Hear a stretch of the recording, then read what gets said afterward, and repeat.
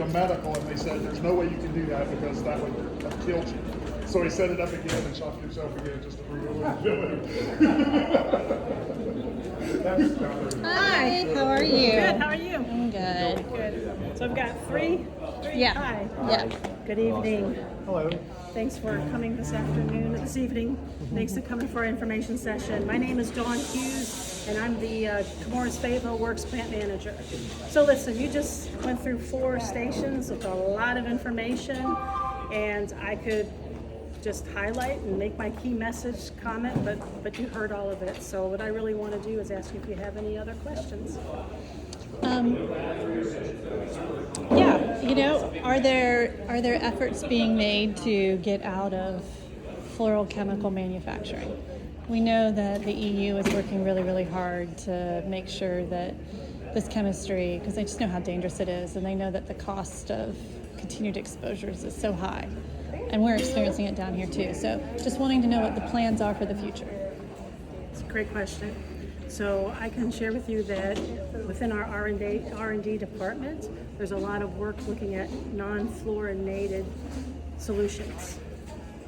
So that effort will continue. There hasn't been any that have been discovered that will meet the requirements of the critical customers that are asking for the fluoropolymers. But that work is underway. And I know that Chemours was one of a couple of companies that are going to stop using, I guess, PFAS in processing aids. Is that correct? Did I read that right? Stopping using, so Chemours stopped using PFOA as a polymer processing aid. Right. But there are other manufacturers that are moving away from actually using fluorinated processing aids, or like fluorinated, processing aids. And so I want to say I saw a press release that Chemours said they were doing the same, or they announced they were doing the same. Do you know anything about that?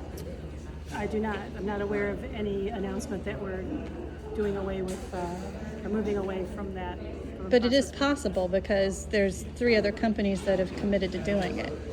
Different chemistries. So would love to collaborate with those companies. So I will definitely ask some questions to see if R&D is working with those companies and ensure that it's apples to apples, because there are great differences between the chemistries between the fluoropolymers producers. Okay. That's good to know. Thank you.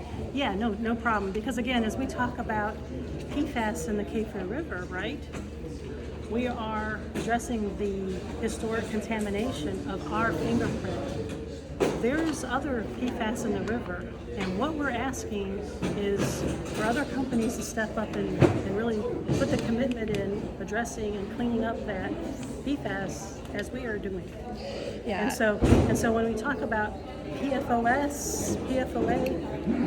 in the Chemours River, you need to ask North Carolina DEQ what are they doing to hold those other companies as accountable as they are with us. Does Chemours use any precursors or not processing aids, but use any precursors that as soon as they leave your facility, they convert to PFOS or PFOA? No, ma'am. You're certain that that's not happening? We know our chemistry, and that is not our fingerprint. Okay. And then I know there's concern for the historic contamination, and there's efforts being made on your property. Right. But the historic contamination extended far beyond your property, Yes. all the way down to sea foam along the Brunswick County beaches, because we know that the Cape Fear River lets right out into the ocean, and right at Southport and Oak Island on the beaches we found Chemours specific PFAS in the sea foam as recent as last year.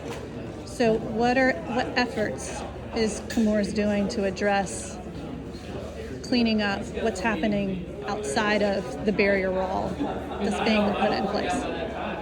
So Chemours is focused on addressing multiple different ways this historic contamination. As you mentioned, the groundwater treatment that's going in with the barrier wall, so that groundwater that's contaminated. As far as drinking water that's coming from the Cape Fear River for people. That's our number one priority, right? That is our number one priority. Unfortunately, the counties here, we're tied up in litigation, so I can't even talk about that.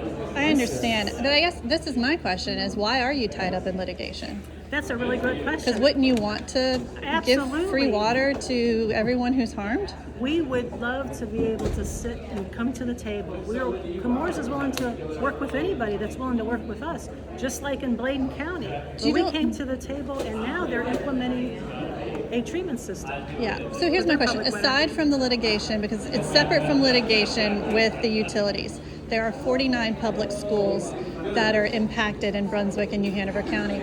Would you at least put in filling stations and pay for filling stations in those schools, like you do for Grace Creek Elementary? So again, a lot of that is also negotiated as we go through this litigation, and we're following the consent order that was agreed to by North Carolina DEQ as well as the Cape Fear River Watch. And as we are doing the assessments through the drinking water program for private wells, we'll continue to follow that guideline. Yeah. And again, come to the table, ask us for some grants, ask us for some information to look at doing some of that work. Who do you want to come to the table? If the county has requests, we would love to talk to them. But it's the same folks in the county that are going through the litigation with us. So it is a little bit of a double-edged sword here, right? Trying to manage. Well, but but it's my understanding litigation is you're still at the table in litigation. You're just through your lawyers, and so Chemours has at any point could settle this. At any point, Chemours could issue grants. At any point, Chemours could say, "We need to stop this litigation." Right? I mean, that's how it works, right? Does it? I guess I'm not an expert in that area. I don't know. But I'm also just trying to figure out, because I know there's the messaging, and I want to so believe the messaging. And I'm just trying to understand, do you truly believe the messaging when there are 49 schools that don't have access to clean water and are having to pay for it on their own, and the majority of the PFAS in their tap water is the footprint from the facility that you manage? And I would love to take a look at that data. So it's publicly available. It is on Brunswick County's website. It is on CFPUA's website.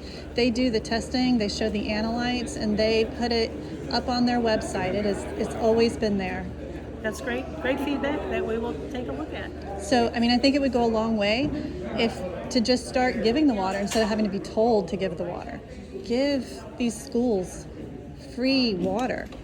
Give other public entities free water. Get free water in every location that needs it downstream, not just private wells.